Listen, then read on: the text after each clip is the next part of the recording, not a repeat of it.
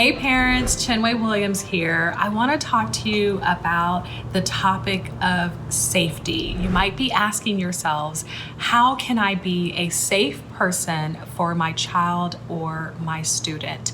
And so we as parents always want to be a place of safety. So I consider myself an attachment therapist. So what that means loosely is attachment is really defined as the closeness and connection between a child, a student, and their immediate caregiver.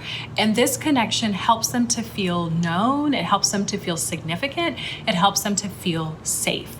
Yuri Brofenbrenner, who founded Head Start and who's also an American psychologist, said a quote that I just love. He said, every child or student needs at least one adult who is irrationally crazy about them.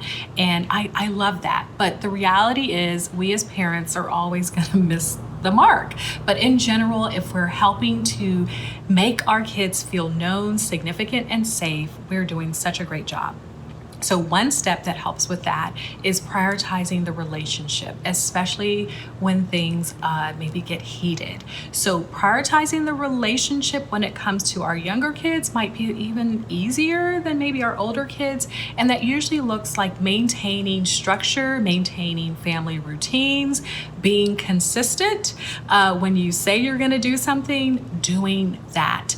With older students, or older children, sometimes that can be a little bit more frustrating because they have their teenage moods or they're pushing back against limits, which is what they do. But it's so important that whatever we do with the exchange and also with the discipline strategies that we use, we are enhancing and fostering the relationship as opposed to eroding that. So one way this might look is if you are in a conflict, which inevitably will happen with your student, and it gets heated, and we know that that will happen. Our internal alarm system goes into fight or flight and we get stirred up. But parents, please know that our response makes a big difference. So if you hear something shocking, if you hear something that maybe even is disrespectful, what I always say as a therapist is, as parents, we want to freak out on the inside, but not on the outside. So as things get heated, just know that you can take a break. Both parties can sort of exit, and there's science that really shows us that if we take those breather breaks, that helps our brains to feel more aligned, and then we're modeling emotional regulation for our kids and for our students. So another step that I want you to think about is balancing love with limits. So for our younger kids, that really means providing structure, maintaining those routines, and nurturing them when they need our support and our comfort.